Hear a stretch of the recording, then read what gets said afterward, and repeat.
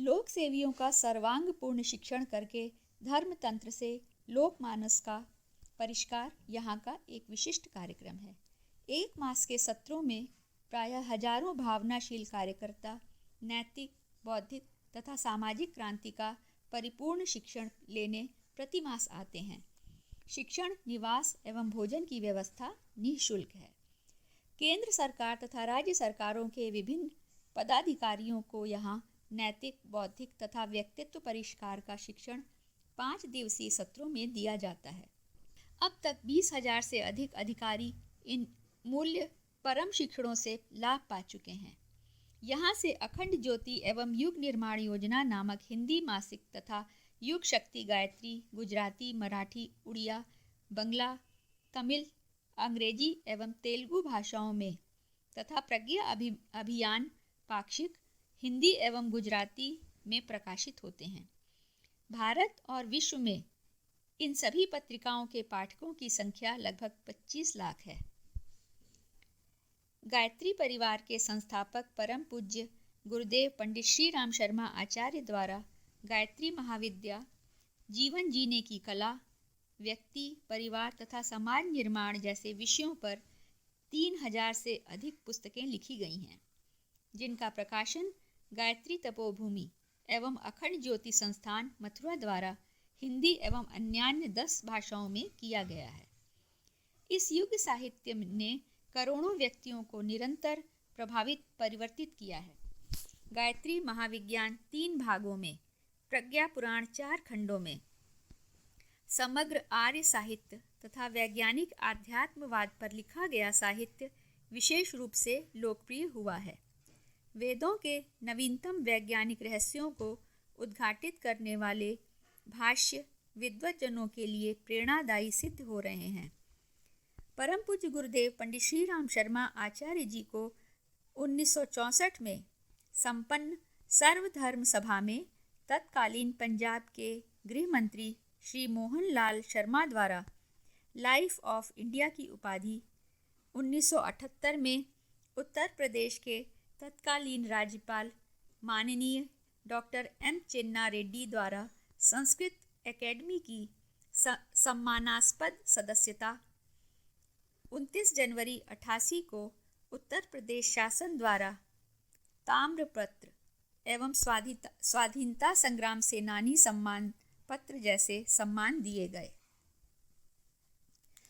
29 जून 1991 को तत्कालीन उपराष्ट्रपति महामहिम डॉक्टर शंकर दयाल शर्मा जी द्वारा परम पूज्य गुरुदेव के सम्मान में 1 रुपये का रंगीन डाक टिकट जारी किया गया। महामहिम राष्ट्रपति महोदय ने अपनी पुस्तक देशमणि में 24 महापुरुषों को स्थान दिया है। उनमें केवल भारत रत्न श्री लाल बहादुर शास्त्री तथा पंडित श्री राम शर्मा आचार्य के संबंध में 2 लेख दिए हैं।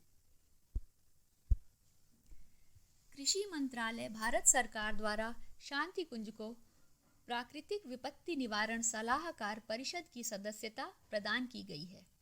इस आश्रम में समय समय पर माननीय श्री एम चेन्ना रेड्डी, श्री सत्यनारायण रेड्डी, दोनों तत्कालीन राज्यपाल, श्री अर्जुन सिंह पूर्व मानव संसाधन मंत्री, श्री विद्याचरण शुक्ल संसदीय कार्य मंत्री, श्री श्रीपति मिश्रा पूर्व मुख्यमंत्री उत्तर प्रदेश, श्री दिग्विजय सिंह पूर्व मुख्यमंत्री मध्य प्रदेश, श्री मुलायम सिंह पूर्व मुख्यमंत्री उत्तर प्रदेश, श्री भैरव सिंह शेखावत पूर्व मुख्यमंत्री राजस्थान, श्री अमर सिंह चौधरी पूर्व मुख्यमंत्री गुजरात, श्रीमती मोहसिना किदवई, श्री इब्राहिम कुरैशी, मेजर जनरल कांति टेलर, श्री मुरली मनोहर जोशी पूर्व सर्वोच्च न्यायाधीश, श्री ललित मोहन शर्मा, श्री चंद्रशेखर सिंह पूर्व प्रधानमंत्री तथा प्रोफेसर राजेंद्र सिंह रज्जू भैया आदि अनेक महानुभाव पधार चुके हैं। इन सब ने इस आश्रम की भूरी भूरी प्रशंसा की है। शांति कुंज के प्रयत्नों से देश भर में 4000 से अधिक भव्य प्रज्ञा मंदिर बने हैं। इनके माध्यम से मन जन में आस्था विस्तार तथा नैतिक पुनरुत्थान के कार्यक्रम 10 लाख लोकसेवी कार्यकर्ताओं के द्वारा चलाए जाते हैं। जन जन में देव संस्कृति का संवर्धन तथा आस्था संवर्धन हेतु शांति कुंज से प्रज्ञा टोलियां जीप, कार एवं साइकिलों से देश भर तथा विदेशों में भेजी जाती हैं। स्थान स्थान पर यज्ञ, दीप यज्ञ, संस्कार तथा साधना सत्र आयोजित कर ये टोलियां लोक शिक्षण तथा ज्ञानालोक वितरण करती हैं। बंदी जीवन में सुधार के लिए गायत्री परिवार द्वारा देश भर में कारागारों में कैदियों के जीवन में सुधार लाने के लिए विभिन्न कार्यक्रम आंदोलन के रूप में चलाए जा रहे हैं। तिहाड़ जेल दिल्ली, लखनऊ, फतेहपुर, सतना, रीवा, सीधी, उज्जैन, पटना, सासाराम, भुवनेश्वर, कांगड़ा के कारागारों में जेल अधीक्षकों के सहयोग से चलाए जा रहे कार्यक्रमों में अभूतपूर्व सफलता मिली है। शांति कुंज के तत्वावधान में चल रही यज्ञ श्रृंखला न केवल पर्यावरण अपितु अन्य वैज्ञानिक प्रयोगों में भी इन यज्ञों को बहुत महत्वपूर्ण माना जा रहा है।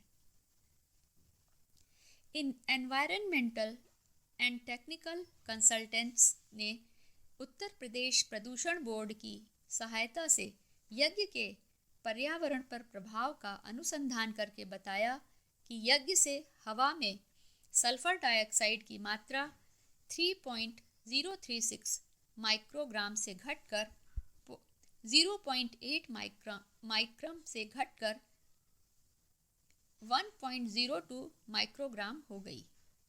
यज्ञ से पूर्व 100 मिलीलीटर पानी में 4500 बैक्टीरिया थे, जो यज्ञ के बाद घटकर केवल 1200 ही रह गए।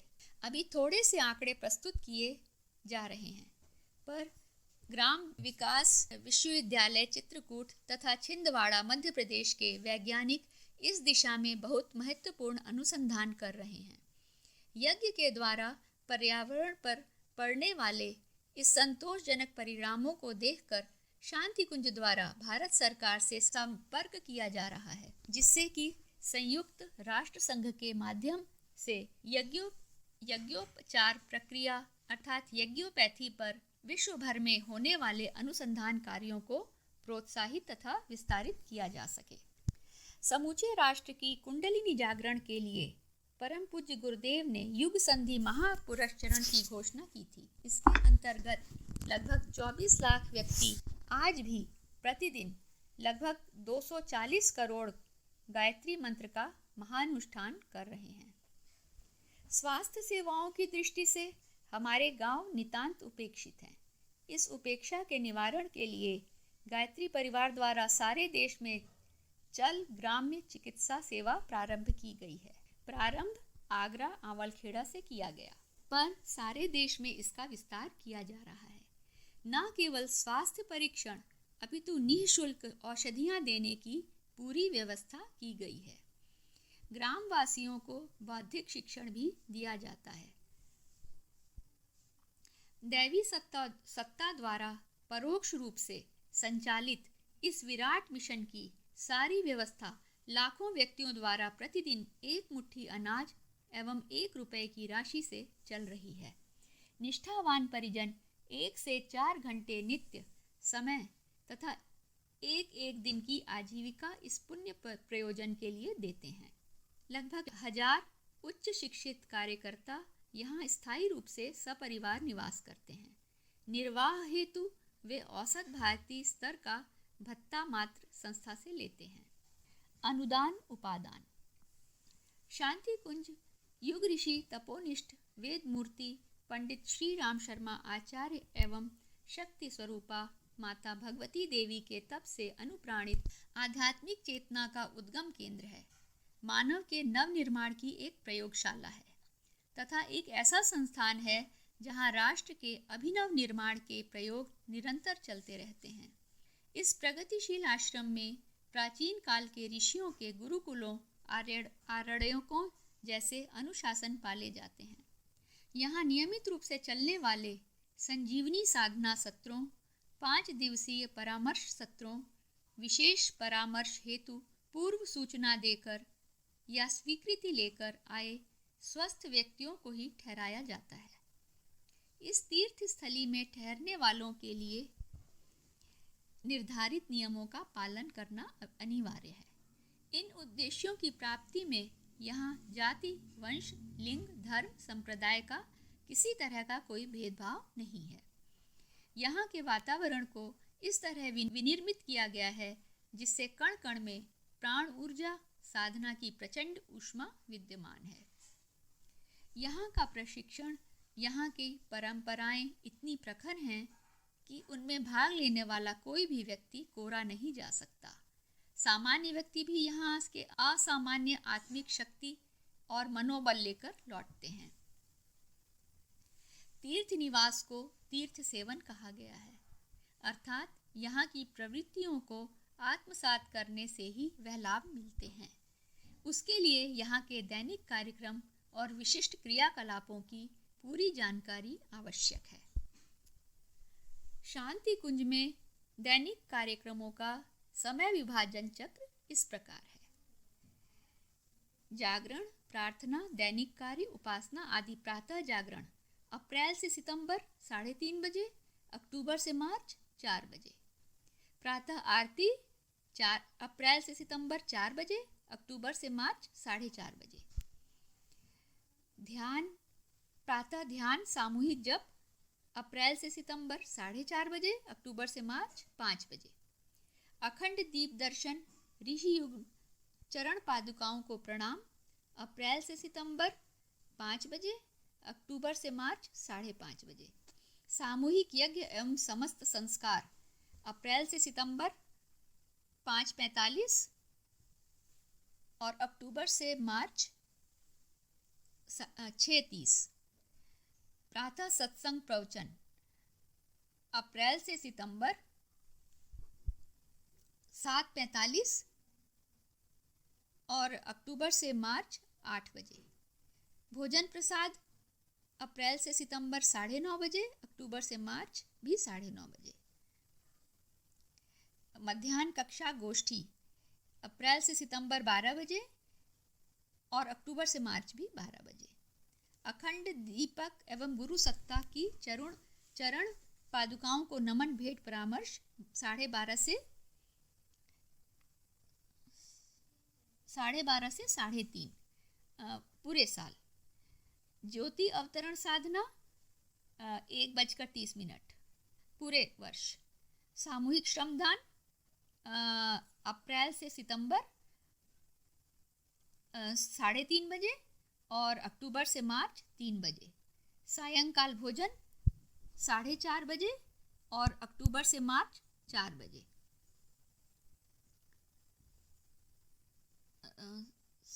सायं आरती अप्रैल से सितंबर 5 बजे और अक्टूबर से मार्च भी 5 बजे।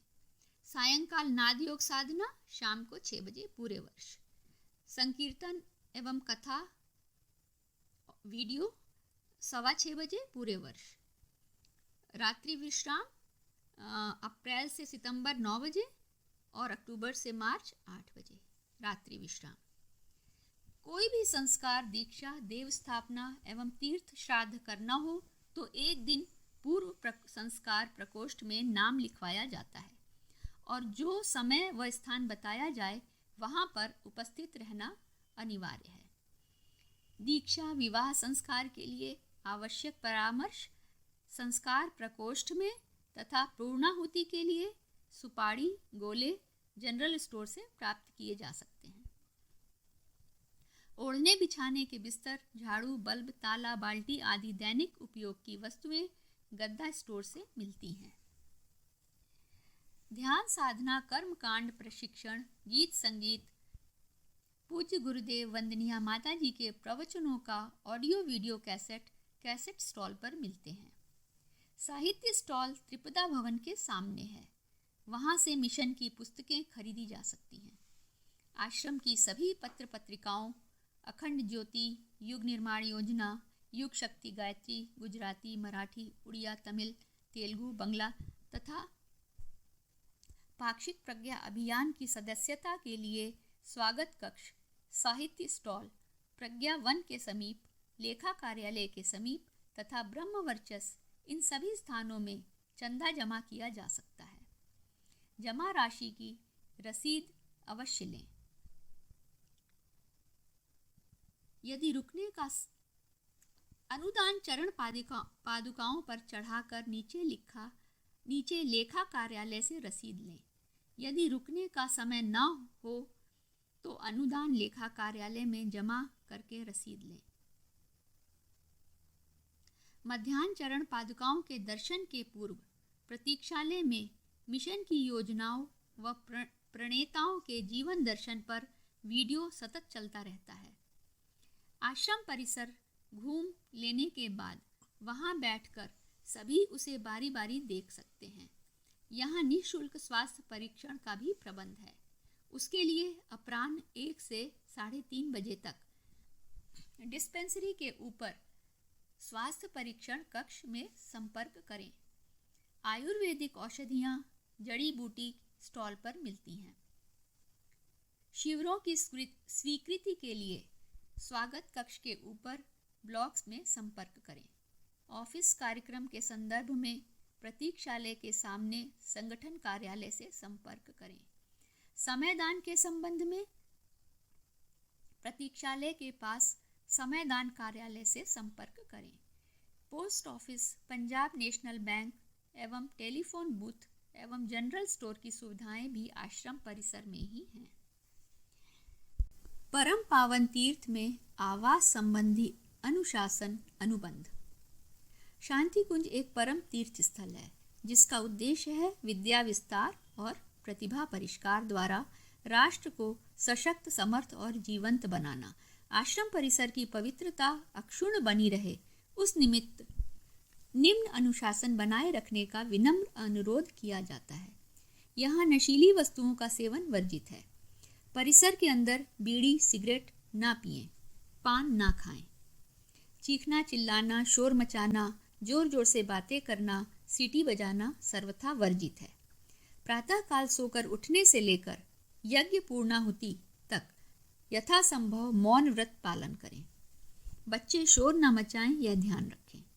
वेशभूषा यथासंभव भारतीय और सभ्य शालीनों जैसी रखें। भड़कीले वस्त्र कदापि ना पहने। पति पत्नी हैं तो भी हाथ पकड़कर ना चलें। अशोभनीय हरकतें ना करें। शौचालयों के उपयोग के बाद उन्हें पानी डालकर स्वच्छ अवश्य करें। नल खुले ना छोड़ें। पराई बहन बेटियों से कृपया वार्तालाप ना करें। बहुत आवश्यक हो तो सिर नीचा रखकर बात करें। बिजली का उपयोग जितना आवश्यक हो उतना करें। अनावश्यक बल्ब ना जलने दें। अपने वाहन कृपया पार्किंग स्थल में ही खड़े करें। सड़कें गंदी ना करें। अपने आवास आदि की स्वच्छता पर ध्यान दें। कूड़ा कचरा कूड़ा पात्र में ही डालें। जहाँ तहाँ ना फैलाएं। जहाँ तहाँ थूक कर अपवित्रता ना पैदा करें। भोजनालय में प्रवेश करते समय निरर्थक वार्तालाप अन्न देवता का अपमान समझा जाता है। बर्तन स्वच्छ करके जहाँ से लें वहीं रखें। खिड़कियों के नीचे सामान ना फेंकें। आश्रम से प्राप्त वस्तुएं यथास्थान लौटाना ना भूलें। शांति कुंज आध्यात्मिक संस्कारशाला है। यहाँ के सभी धार्मिक कार्यकलापों में भावनापूर्वक भाग लें। फूल ना तोड़ें, पौधे ना उखाड़ें, जड़ी बूटियाँ ना तोड़ें। विद्यार्थी अध्ययन के लिए पत्तियाँ संग्रह करना चाहें तो पहले उपवन विभाग से संपर्क करें। आश्रम के प्रशिक्षण में आए प्रतिभागी गण कृपया भोजन नियत समय पर करें। पश्चात आग्रह ना करें। अपने समय की सुरक्षा का स्वयं ध्यान रखें। अपने सामान की सुरक्षा का स्वयं ध्यान रखें। अपरिचित अनजान व्यक्ति कमरे में हो तो उसकी सूचना तत्काल समयदान कार्यालय या स्वागत कक्ष में दें। किसी भी जानकारी मार्गदर्शन के लिए कृपया स्वागत कक्ष, जनसंपर्क अथवा समयदान कार्यालय से संपर्क करें। असुविधा या शिकायत भी यहीं बताएं। महिलाएं गंदे कपड़े उन्हें कूड़ादान में डालें। बाहर घूमने जाएं तो स्वागत कक्ष में जानकारी देकर जाएं ताकि आवश्यकता पड़ने पर ढूंढना ना पड़े। यथा समय लौटें, देर से आएं तो भोजन बाहर से करके आ जाएं। आश्रम में भोजन सायं 4:30 साढ़े 6 बजे तक ही चलता है। प्रातःकाल प्रणाम, अखंड दीप दर्शन अथवा यज्ञादि पवित्र संस्कारों के समय शांति बनाए रखें, पंक्तिबद्ध रहें और नियत प्रतिबंधों का पालन करें। भेंट का समय दोपहर 12:30 से 3:30 तक ही है। भेंट के समय झोले, अटैची, उचित सामान ले जाना वर्जित है। इस क्षेत्र में गंगा तेज बहाव, गहरे गड्ढे आदि के कारण असुरक्षित है। स्नान करने न जाएं तो किनारे बैठकर स्नान करें। यहाँ पर अक्सर दुर्घटनाएं हो जाती हैं। प्रवचन के समय बच्चे, वृद्ध महिलाएं और जिन्हें बीच में उठना हो वे कृपया पिछली पंक्तियों में बैठें। परिचय पत्र कुर्ते या कमीज पर लगाए रखें ताकि यहाँ के स्वयंसेवक अनावश्यक पूछताछ ना करें। अपना कीमती सामान तथा रुपए पैसे स्वागत कक्ष के पास अमानत कक्ष में जमा कराकर रसीद प्राप्त कर लें। वहीं से आवश्यकतानुसार लेते रहें। इस आश्रम के उत्पादक श्रम कर सकने वाले मिशन के क्रियाकलापों में तन्मय होकर काम करने वाले समाज सेवियों के लिए ही स्थायी निवास का प्रबंध है। जो कोई भी इस दृष्टि से रुकना चाहे वे अपना दृष्टिकोण स्पष्ट करके पहले व्यवस्थापक मंडल से चर्चा कर ले। शांति कुंज के विभाग।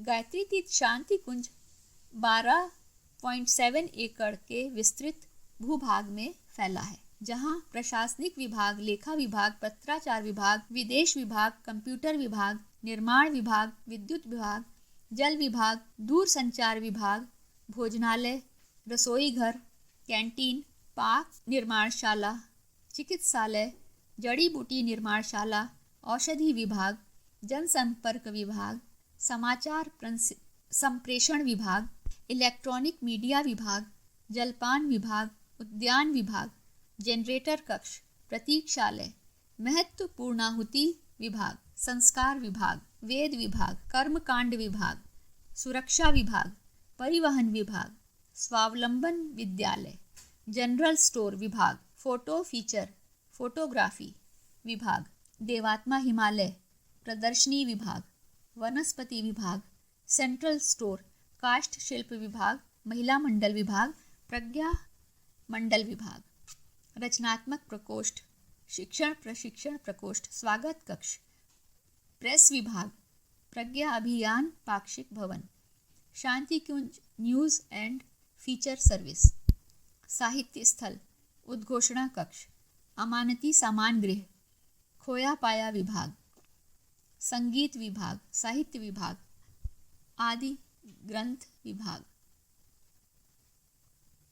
पुस्तकालय, वाचनालय, शोध सुविधा केंद्र, मार्गदर्शन विभाग, Shanti Kunj media, audio studio, video studio, dubbing विभाग, शिविर विभाग, कार्यक्रम संपादन विभाग, स्टेशनरी विभाग, संपादकीय विभाग, आवासीय व्यवस्था विभाग, सत्र व्यवस्था विभाग, शिक्षा प्रशिक्षण विभाग, विद्या मंदिर, सत्संग भवन, स्वावलंबन प्रशिक्षण के अंतर्गत सिलाई, कढ़ाई, बुनाई, screen printing, wall writing, banner board painting, lamination, thermocol सज्जा प्रशिक्षण, फोटोग्राफी, वीडियोग्राफी प्रशिक्षण, निदेशन, छायांकन, स्क्रिप्ट लेखन, जड़ी बूटी निर्माण, बेकरी, अगरबत्ती, मोमबत्ती, मसाला उद्योग, चरख, खड़िया, प्लास्टर ऑफ पेरिस आदि के प्रशिक्षण सहित 151 विभाग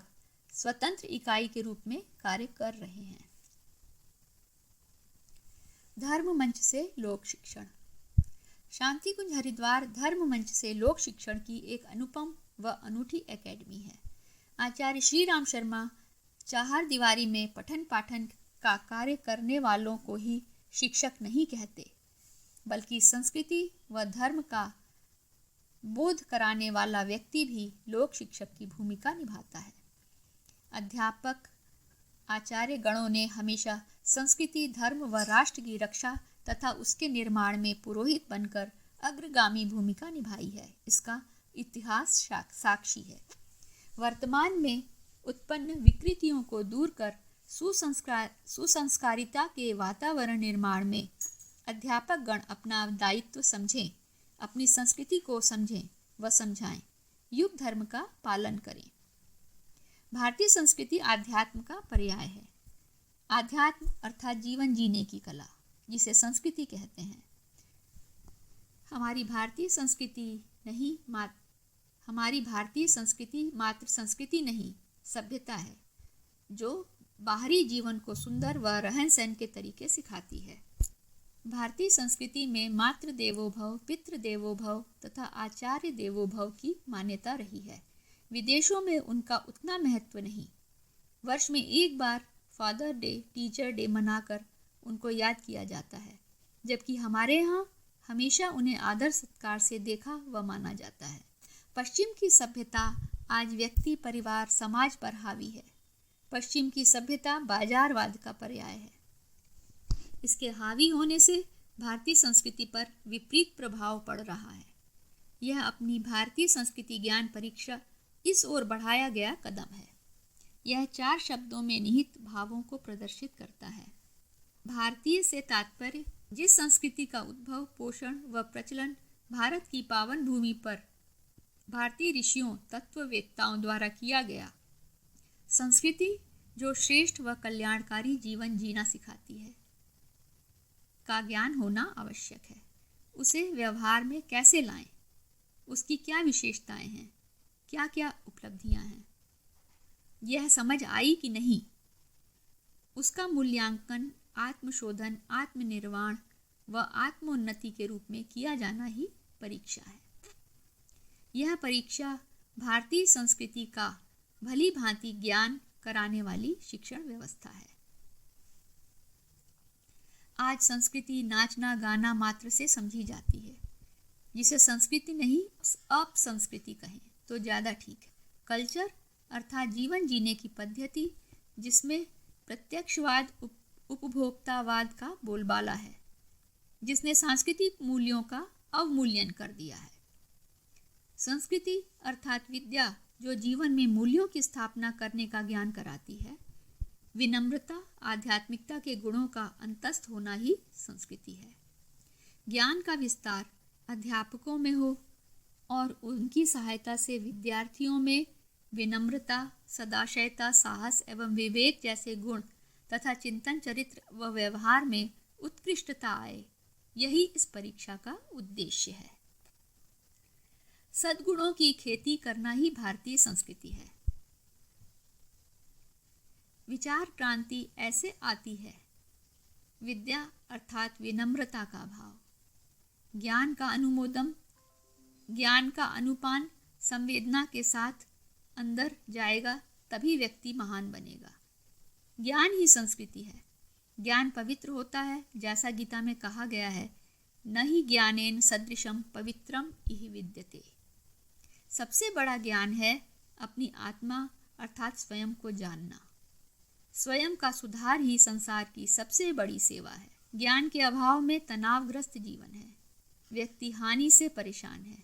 ज्ञान ही समस्त समस्याओं का हल है। भोगवाद एवं विषम परिस्थितियों में भी नकारात्मक सोच से प्रभावित हुए बिना बच्चों को आध्यात्मिकता की ओर बढ़ाना है, ताकि वे तनाव, अवसाद व भटकाव से बचें, अर्थात अनुत्तीर्ण या कम अंक प्राप्त होने पर आत्महत्या जैसे कार्य न करें। इसका ध्यान शिक्षक व अभिभावकों सभी को रखना है। उनके अंदर सोए अर्जुन को जगाना है। उन्हें हारिए न हिम्मत, भविष्य में सफलता के लिए पूर्ण मनोयोग से कार्य करें जैसे वाक्यों से प्रोत्साहित करें, न कि डराएं या अपशब्द कहकर अपमानित करें। अब्दुल कलाम साहब का कथन है कि बच्चों को सपना देखने को प्रोत्साहित करें। अच्छा व्यक्ति, श्रेष्ठ मानव, अच्छा शिक्षक, अच्छा पिता बनने की चाह जगाएं। शिक्षक वही है जो वाणी के साथ साथ आचरण से शिक्षा दे, वही जो ज्ञान अर्जित करे, ज्ञान बांटे और ज्ञान से जिए। आजकल जोर शिक्षा देने पर है, विद्या अर्थात सद्गुण सिखाने पर नहीं है। शिक्षा वह जो सभी विषयों की जानकारी देती है, जबकि विद्या ज्ञान देती है। आध्यात्म, संस्कृति एवं उच्च स्तरीय गुणों को जीवन में उतारने की मनःस्थिति देती है। भारत का इतिहास ऋषियों तथा संतों का तथा गुरु शिष्य परंपरा को आगे बढ़ाने का इतिहास रहा है। भारतीय संस्कृति ज्ञान परीक्षा के माध्यम से निकली प्रतिभाएं आने वाले भविष्य के महामानव हैं। बच्चों में अलग अलग प्रवृत्तियां होती हैं, उन्हें ही विकसित करना, उनमें भावना पैदा करना है। विद्यालय को आदर्श विद्यालय बनाने हेतु 10 कार्यक्रम प्रस्तुत किए गए हैं, जिनकी आज महती आवश्यकता है। पहला, आदर्श सद्वाक्यों का प्रचलन। सद्वाक्य जीते जागते स्वाध्याय के माध्यम है। घरों में, विद्यालयों में सद्वाक्य लगाए जाने चाहिए ताकि एक दिव्य वातावरण बने। गुरुदेव के सत् साहित्य से भी और आदर्श वाक्य निकाले जा सकते हैं। बजट नहीं हो तो सौजन्य से भी लगाए जा सकते हैं। दूसरा, जन्मदिन मनाना। विद्यालयों में गुरुजनों और विद्यार्थियों के जन्मदिन मनाए जाने हैं।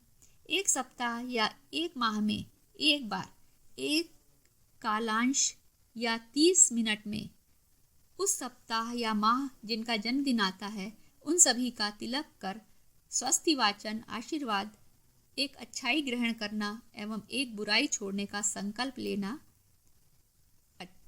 इसमें आता है। तीसरा, स्वास्थ्य के प्रति जागरूकता।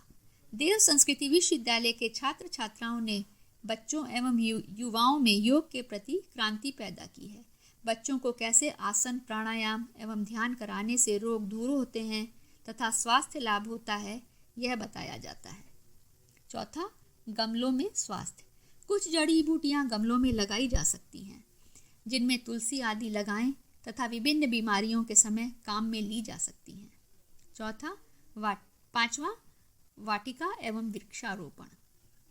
विद्यालय में वृक्षारोपण करने एवं वाटिका लगाने से एक तरफ तो वातावरण सुरम्य एवं प्रदूषण मुक्त बनेगा तथा दूसरी ओर पेड़ पौधों को बड़े होता देख सृजनात्मक से सभी प्रसन्न होंगे। छठा, माह में एक दिन विद्यालय में सामूहिक श्रमदान करें। श्रम से अहंकार घटता है, श्रम नौकर करता है, इस वृत्ति से छुटकारा दिलाना भी इसका एक प्रयोजन है। छात्रों के मन में विद्यालय के प्रति गुरुकुल की भावना उभरती है। सातवां, आध्यात्मिक मंडल, संस्कृति मंडल का गठन करें। इसके अंतर्गत सांस्कृतिक कार्यक्रमों का संचालन प्रति सप्ताह किया जाना चाहिए। आठवां, शिविर वर्ष में एक बार 3 या 1 दिवसीय शिविर का आयोजन करने से बच्चों में आत्मीयता एवं सहयोग की भावना का विकास होता है। 9वां, पुस्तकालय वाचनालय में छोटी छोटी पुस्तकें तथा क्रांतिधर्मी विद्या विस्तार योजना एवं अन्य साहित्य जो बालोपयोगी और चरित्र निर्माण से संबंधित हों रखना चाहिए, जिससे बालकों में सद्गुणों का विकास होगा, स्वाध्याय के प्रति रुचि जागृत होगी। 10वां, चार्ट एवं पोस्टर। महामानवों, वैज्ञानिकों, संतों, ऋषियों और वीरों आदि के चित्र पूर्ण विवरण व्याख्या सहित लगाए जाएं। साथ ही आसन एवं ध्यान से संबंधित चार्ट्स भी लगाए जाने चाहिए। ज्ञान की 2 धाराएं, शिक्षा और विद्या।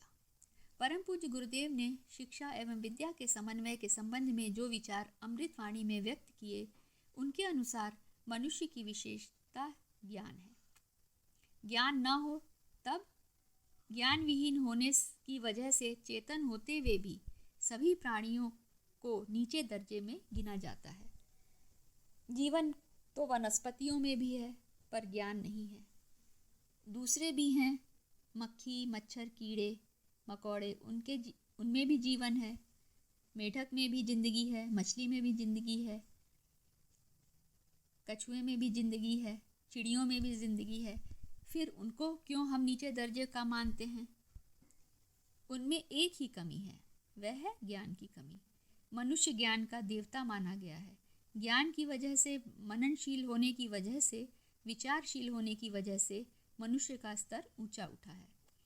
कल्पना कीजिए, प्राचीन काल में जब मनुष्य वन मानुष रहा होगा, तब उसको ज्ञान नहीं रहा होगा। सामाजिकता का ज्ञान नहीं रहा होगा और जीवन की जिम्मेदारियों का ज्ञान नहीं रहा होगा। अपनी गौरव गरिमा गुण कर्म स्वभाव की विशेषताओं के बारे में जानकारी नहीं रही होगी। तब वह भी, जैसे डार्विन साहब कहते थे, बंदर की औलाद। वास्तव में बंदर की औलाद की तरीके से यह इंसान भी रहा होगा, लेकिन आज सृष्टि का स्वामी बना हुआ है। किस वजह से? हाथ पांव की वजह से नहीं, हाथ पांव उसके वही हैं। हाथ पांव में कोई अंतर नहीं हुआ, लंबाई चौड़ाई में कोई अंतर नहीं हुआ, नाक कान आँख की बनावट में कोई अंतर नहीं हुआ। लेकिन जो अंतर हो गया वह यह है कि प्राचीन काल की तुलना में आज आदमी का ज्ञान बढ़ता चला गया। ज्ञान की दो धाराएं हैं और दोनों को ही बढ़ाया जाना चाहिए। एक धारा वह है जो हमारी जीविका प्राप्त करने के काम आती है, उसको शिक्षा कहते हैं। लोक व्यवहार उससे के आधार पर सीखा जाता है। बच्चों को जो हम स्कूल में पढ़ाते हैं वह शिक्षा पढ़ाते हैं। शिक्षा का मतलब है उनको लोकाचार आए, उनको यह मालूम पड़े कि संसार की बनावट क्या है, भूगोल क्या है, इतिहास क्या है, दुनिया में इंसान का चाल चलन क्या रहा है, दुनिया में किस तरह के उतार चढ़ाव आते रहे हैं, यह हम इतिहास से सीखें।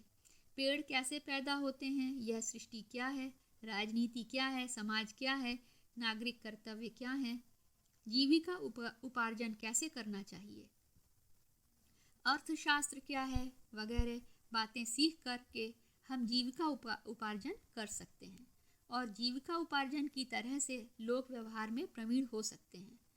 लोक व्यवहार में प्रवीण बनने के संबंध में और जीविकोपार्जन के संबंध में जो जानकारियां हमको मिलती हैं उसका नाम शिक्षा है। शिक्षा आवश्यक है।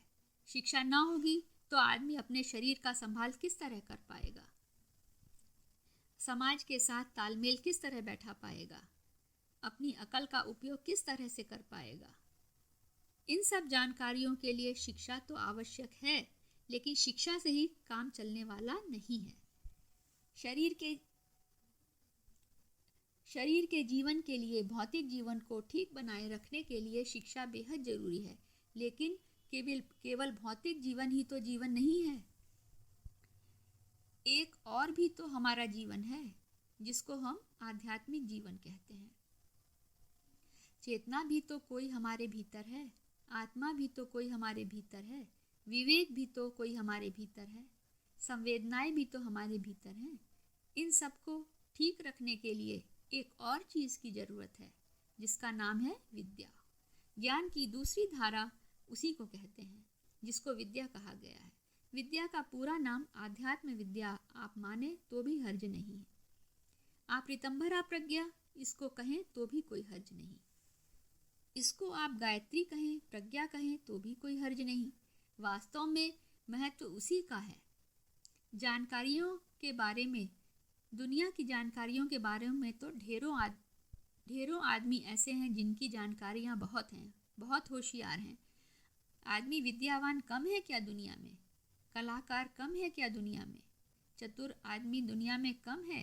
क्रिया कुशल लोगों की कमी है क्या?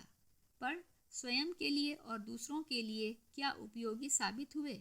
आप बताइए ना। जेल खाने में पड़े हुए लोगों को आपने नहीं देखा है? एक से एक होशियार आदमी और एक से एक समझदार आदमी। वही कैद खाने में जालसाजों में पढ़े लिखे आदमी ही ज़्यादा हैं। ना समझ आदमी जालसाजी नहीं कर सकते। ना समझ आदमी जेब कटी कर सकते हैं और छोटे मोटे काम कर सकते हैं, पर दुनिया में जो बड़ी बड़ी जालसाजियां हुई यह पढ़े लिखे लोगों ने ही की हैं। शिक्षा की बात मैं नहीं कहता, शिक्षा अपनी जगह पर मुबारक, इससे कुछ लेना देना नहीं, पर यहाँ विद्या के बारे में कहा जा रहा है। आपको विद्या का महत्व समझना चाहिए। विद्या का महत्व हम समझ सके तो मज़ा आ जाए। विद्या से क्या मतलब? विद्या से मतलब है कि आप अपने विचारों का इस्तेमाल किस तरीके से करें, आप अपने शरीर का इस्तेमाल किस तरीके से करें, साधनों का इस्तेमाल किस तरीके से करें, परिस्थितियों का उपयोग किस तरीके से करें। अपने पास जो सामान और साधन मिला हुआ है या मिल सकता है, आप उसको ठीक तरीके से इस्तेमाल कर पाएंगे। बस इसी का नाम विद्या है। इसके लिए सामान्य लोक ज्ञान से काम नहीं चलता। इसके लिए आदमी को जरा ऊंचे स्तर पर बैठकर विचार करना पड़ता है और यह देखना पड़ता है कि इंसान की गरिमा और इंसान की महत्ता की सुरक्षा किस तरीके से की जाए, उसके लिए क्या करना चाहिए। बस इसी का नाम विद्या है। और विद्या किसी को मिल जाए तब धन्य हो जाते हैं। शास्त्रों में विद्या की महत्ता के लिए ना जाने क्या क्या कहा गया है। विद्या अमृतम अश्नुते, विद्या को अनंत कहा गया है। जिसने विद्या प्राप्त कर ली उसको अमृत मिल जाता है। जो ठीक तरीके से उचित और अनुचित का हल जानता है, उसके लिए फिर दुनिया में कोई चीज़ मुश्किल नहीं रह जाती है।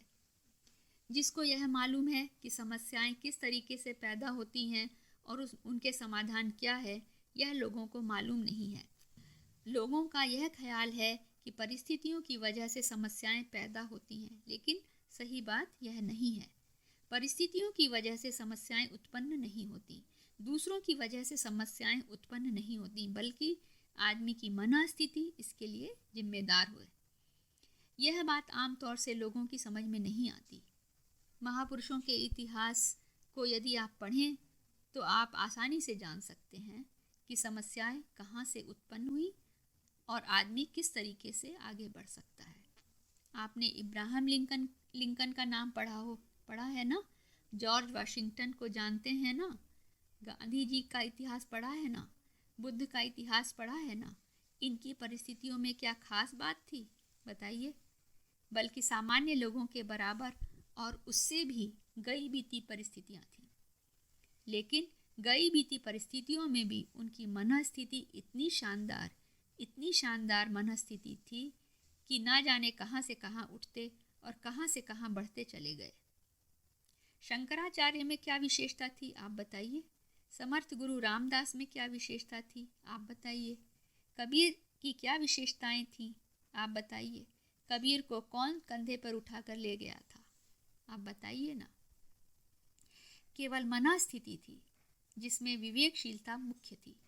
मनोस्थिति में एक चीज आ जाए, विवेक आदमी के भीतर आ जाए, तो अपनी समस्याओं को हल कर सकता है और दूसरों की समस्याओं को भी हल कर सकता है। और अपने पास जो साधन सामग्री मिली हुई है उसका ठीक तरीके से इस्तेमाल कर सकता है। आदमी को समय मिला हुआ है, आदमी को श्रम मिला हुआ है, आदमी को कैसे अच्छा शरीर मिला हुआ है, आदमी को कैसे बढ़िया वाला कुटुंब मिला हुआ है और आदमी को कैसे कार्य क्षेत्र मिला हुआ है। इस सारे के सारे क्षेत्र के उचित और अनुचित का समाधान हम निकाल नहीं पाते। क्या करना चाहिए, क्या नहीं करना चाहिए, बस यहीं भटक जाते हैं। यहीं भटक जाने की वजह से कहीं के मारे कहीं पहुंच जाते हैं। जो हमको करना चाहिए वह हम कर नहीं पाते और जो हमको नहीं करना चाहिए वह हम कर जाते हैं। इसकी क्या वजह है? इसकी वजह यह है कि हमारे पास खास किस्म का तजुर्बा नहीं है, जिसको हम विवेक कहते हैं। ज्ञान का अर्थ यहाँ विवेक है। ज्ञान का अर्थ वह नहीं है जिसे नॉलेज कहते हैं। ज्ञान का अर्थ है विजडम।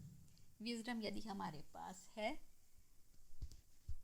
तो हम हर चीज़ को उचित और अनुचित की कसौटी पर कस सकते हैं और सिर्फ उसी चीज़ को अपने जीवन में धारण कर सकते हैं जो करनी चाहिए। इसके लिए सबसे बड़ी कमजोरी और सबसे बड़ी कठिनाई यह है कि हम दूसरों को काम करते हुए देखकर दूसरों के रास्ते पर चलने लगते हैं।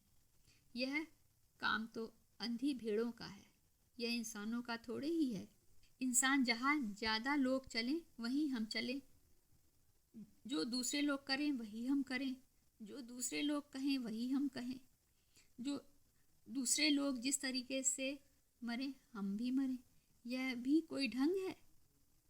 यह कोई ढंग नहीं। समझदारी का, आध्यात्मिकता का तकाजा आदमी को यह है कि प्रत्येक परिस्थिति के बारे में गुण के हिसाब से, उसके परिणाम के हिसाब से स्वयं विचार करना चाहिए। स्वतंत्र चिंतन इसी का नाम है। स्वतंत्र चिंतन अगर आपके पास है तो आप उचित या अनुचित का निर्धारण कर सकते हैं। आपने शिक्षा प्राप्त कर ली होगी, बहुत कर ली होगी और करनी चाहिए, लेकिन आप विद्या के बारे में वंचित ना रहिए। गायत्री की महत्ता आपने जानी है तो आप उसका वाहन बनना शुरू कीजिए। उसके वाहन की दो ही तो विशेषताएं हैं। एक तो यह कि नीर और क्षीर को अलग कर देता है, पानी और दूध को अलग कर देता है। इस दुनिया में जो कुछ भी मिला हुआ है, घपला है, सब गुड़ गोबर मिला हुआ है। कहीं सच्चाई की झलक दिखाई पड़ती है और उसी के साथ में ढिठाई और बेईमानी का कितना गहरा पुट दिखाई पड़ता है। आप अलग किस तरीके से करेंगे? आपकी विवेकशीलता के माध्यम से यह संभव है कि आप दोनों को अलग कर दें, नहीं तो आप अलग नहीं कर सकेंगे। दूध और पानी मिलता ही चला जाएगा। सच्चाई की थोड़ी सी झलक और बेईमानी का अधिक से अधिक मादा, यही तो लोक व्यवहार है, दुनिया यही तो है। आप ऐसा मत कीजिए और हंस बनने की कोशिश कीजिए। अपने समय का सदुपयोग करना सीखें, अपने शरीर का उपयोग करना सीखें, अपनी अकल का उपयोग करना सीखें, अपने प्रभाव का उपयोग करना सीखें। भगवान ने जो कुछ भी दिया है उन सब का ठीक इस्तेमाल करना सीखिए। जरा सीखिए तो सही, आपका ठीक चीज़ों का इस्तेमाल कर लें, फिर आपके सामने वह ढेरों की ढेरों समस्याएं जो कभी आर्थिक तंगी के रूप में दिखाई पड़ती हैं, बीमारी के रूप में दिखाई पड़ती हैं, कभी मान अपमान के रूप में दिखाई पड़ती हैं, कभी लोगों के असहयोग के रूप में दिखाई पड़ती हैं, कभी क्या दिखाई पड़ती हैं, आप उन सारी समस्याओं का मुकाबला कर सकते हैं। अगर आपने अपने आप को सही तरीके का ज्ञान प्राप्त कर लिया और समझदारी को अपने जीवन में धारण कर लिया, बुरे आदमी हैं मान लिया, बुरे आदमी हैं तो बुरे आदमियों के साथ में दूसरा सलूक कर सकते हैं। दिक्कत क्या है? आप एक डॉक्टर के तरीके से उनके साथ रवैया करना शुरू कर दीजिए। बुरे आदमी हैं तो बीमार भी तो बुरे आदमी हैं, बीमारियों से आप लड़िए और उनकी बीमारियों की हिफाजत कर दीजिए। यह हो सकता है, यह बिल्कुल हो सकता है। आप बैर तो रखें, आप केवल बुराइयों से बैर रखें। हमला यदि आप पर हुआ है, चारों ओर से बुराइयों ने किया है, अच्छाई में और बुराई में यदि आप फर्क करना सीख लें तो आपको ज्ञानवान कहा जा सकता है। ज्ञानवान आप बनेंगे उस दिन आपका दरिद्र दूर हो जाएगा, क्योंकि आप बड़ों के साथ मुकाबला करने की तुलना में अपने छोटों के साथ मुकाबला करना शुरू कर देंगे। फिर आपको यह मालूम पड़ेगा कि आप मालदार हैं, आप अमीर हैं, आप संपन्न हैं, भाग्यवान हैं। अगर आप बड़ों के साथ मुकाबला करते रहेंगे तो यह मालूम पड़ेगा कि हम उनकी बराबरी के नहीं हैं, उनकी तुलना में गरीब हैं, उनकी तुलना में गए बीते हैं, उनकी तुलना में दुखी हैं। तुलना की ही तो बात है। ना कोई गरीब है दुनिया में, ना कोई अमीर है। जो आदमी अपना मुकाबला अमीरों से करता है वह गरीब है, और जो गरीबों से मुकाबला करता है वह अमीर है। आपको अपनी गतिविधियों के बारे में, दृष्टिकोण के बारे में विचार करना चाहिए। इसमें गलतियां कहाँ हैं? जहाँ कहीं गलतियां हैं, यदि आप उनको सुधार पाएं तो फिर आपको ऐसी चीज़ें हाथ लग जाएंगी जिसके आधार पर आप खुशी की ज़िंदगी जी सकेंगे, शांति की ज़िंदगी जी सकेंगे, मोहब्बत की ज़िंदगी जी सकेंगे, प्यार की ज़िंदगी जिएंगे और ऐसी ज़िंदगी जिएंगे कि जिसमें आपकी खुशी उन सब लोगों को मिले जो आपके नज़दीक आते हों, आपसे संबंध रखते हों। आपके घर वाले आपसे बेहद खुश देखे जाएंगे यदि आप विवेकशीलता का अख्तियार कर लें। आप अपने आप को ढांचा बना लें, सांचा बना लें। जो कोई भी आपके नज़दीक आएगा उसमें ढलता हुआ चला जाएगा। शांति कुंज द्वारा संपन्न कराए गए संस्कार। व्यक्ति और समाज को सुसंस्कृत बनाने के लिए शांति कुंज द्वारा देश और विदेश में विभिन्न संस्कार आयोजन संपन्न किए जा रहे हैं। इस क्रम को 8 बिंदुओं में स्पष्ट किया जा रहा है। पहला, पुंसवन संस्कार। यह सारी प्रक्रिया ऋषियों के आयुर्वेदिक ज्ञान पर आधारित है। आज थ्रेटेंड अबॉर्शन से लेकर गर्भस्थ बच्चे पर हानिकारक औषधियों के प्रभाव तक कितनी ही प्रक्रियाएं वातावरण में विद्यमान हैं। इनकी सुरक्षा इस कर्म से होती है। साथ ही बालक के भौतिक शरीर के निर्माण के समय से लेकर अर्थात गर्भ के तीसरे चौथे माह में उस पर संस्कारों का रोपण किया जाता है। देव संसति बनाने के उद्देश्य से किए जाने वाला यह संस्कार लाखों परिजनों पर संपन्न कराया गया। दूसरा, अन्नप्राशन संस्कार। यह संस्कार बालक या बालिका में यह भावना विकसित करने के लिए किया जाता है वह हमेशा सुसंस्कारी अन्न ग्रहण करे। इस क्रम में भी शांति कुंज द्वारा संपन्न कराए गए इस संस्कार में लाखों बच्चों ने सुसंस्कारिता की इस शिक्षा को ग्रहण किया है। नामकरण संस्कार पश्चिम में बिल्कुल भिन्न एक ऐसी प्रक्रिया है जिसमें गुण प्रधान नाम द्वारा यह प्रेरणा दी जाती है कि बच्चे जीवन भर उसी की तरह बनने का स्मरण करें। इस क्रम में भी लाखों बच्चों ने सद्गुणी बनने का संकल्प लिया। मुंडन संस्कार। ऋषियों की यह मान्यता है कि मनुष्य न जाने कितनी योनियों में भटकता हुआ पाश्विक संस्कार विचार मनोभाव धारण करता हुआ मानव योनि को प्राप्त करता है। इस अनुपयुक्त संस्कारों का निष्कासन बालक के सही मानसिक विकास के लिए अनिवार्य है। नर पशु नर कीटक से नर मानव देव मानव में परिवर्तन हेतु यह प्रतीक संस्कार संपन्न किया जाता है। इस क्रम में भी लाखों बच्चों ने देव मानव बनने का संकल्प लिया। पांचवा, विद्यारंभ संस्कार। आयु के 5वें वर्ष में संस्कार तब संपन्न किया जाता है जब बालक का मस्तिष्क शिक्षा ग्रहण करने के योग्य हो जाता है। शिक्षा मात्र शिक्षा न रहकर विद्या बने, इसी का मनोवैज्ञानिक शिक्षण इस संस्कार में दिया जाता है। इस क्रम में भी लाखों बालकों ने आरुणि श्वेत केतु की तरह विद्या अर्जन हेतु कदम बढ़ाए हैं। छठा, दीक्षा एवं यज्ञोपवीत संस्कार। यज्ञोपवीत व्रत बंधन है। सामान्यतः 8 से 10 वर्ष की आयु में यह संपन्न किया जाता है। यज्ञोपवीत में 9 धागे होते हैं जो 9 गुणों के प्रतीक हैं। विवेक, पवित्रता, बलिष्ठता, शांति, साहस, प्रतिभा, धैर्य, कर्तव्यनिष्ठा, समृद्धि व सामूहिकता। ये 9 गुणों को गायत्री माता की मूर्तिमान प्रतिमा के रूप में कंधे पर हर समय धारण किया जाता है।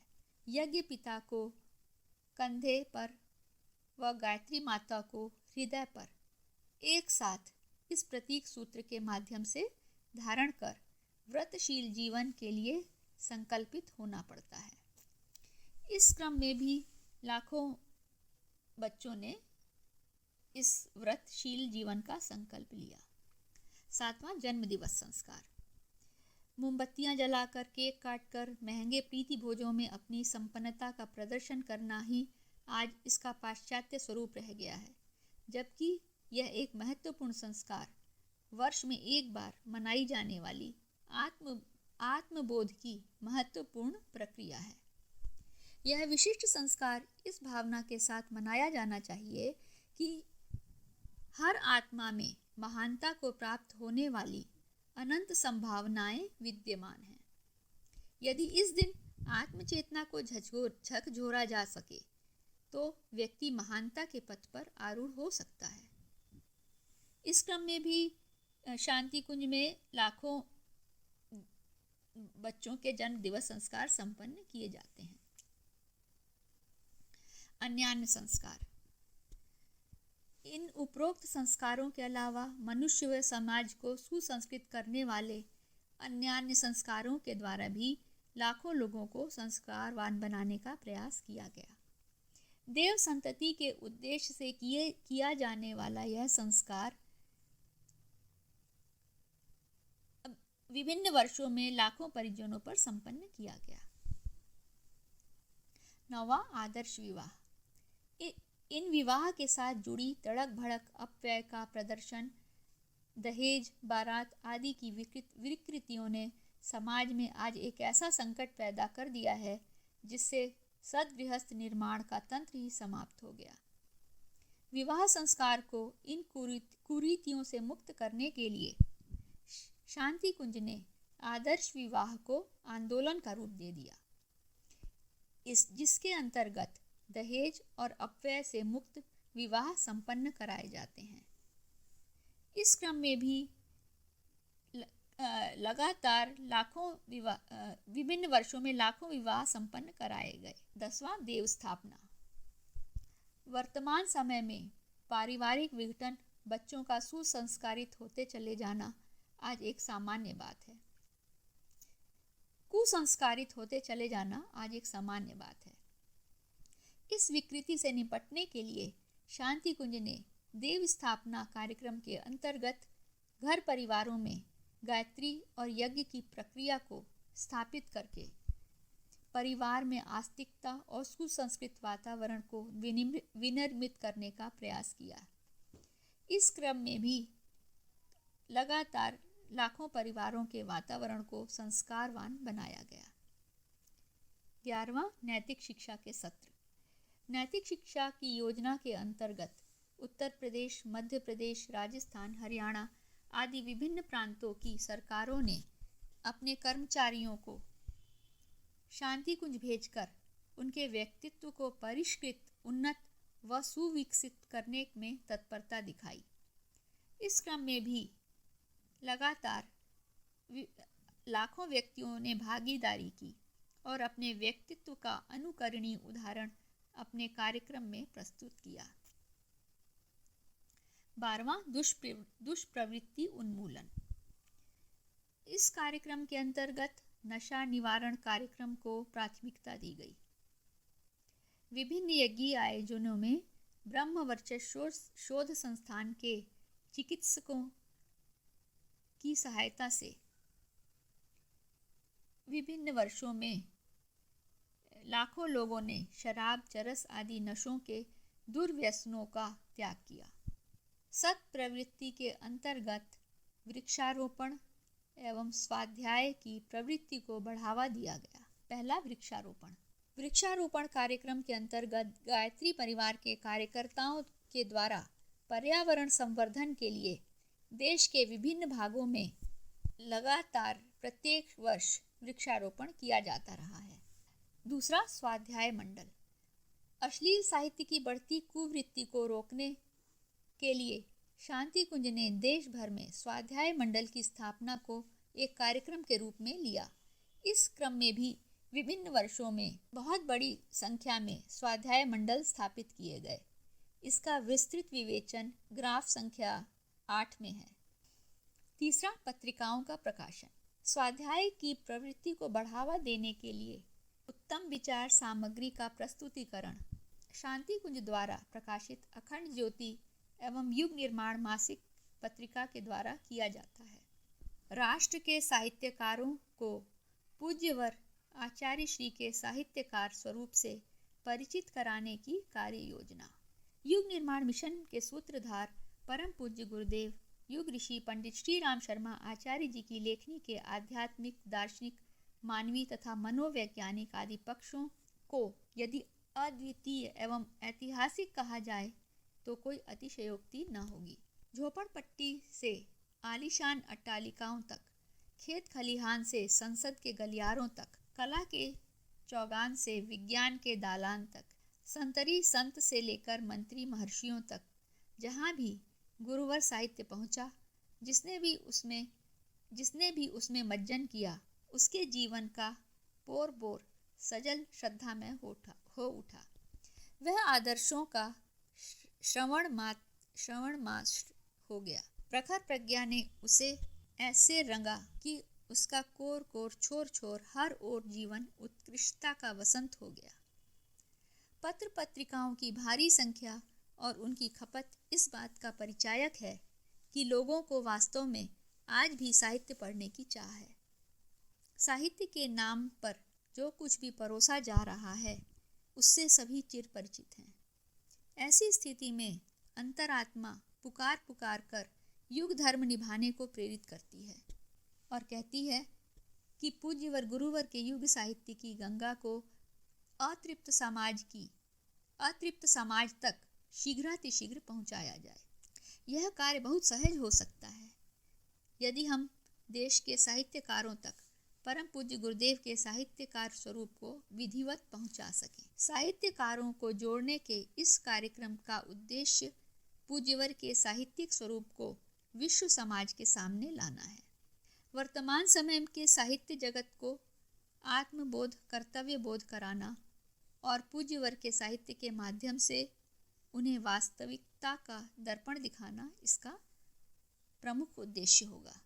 राष्ट्रीय अंतर्राष्ट्रीय साहित्यकार समाज तक पूज्यवर को अनूठे साहित्यकार के रूप में प्रस्तुत करने का उद्देश्य इससे पूरा होगा।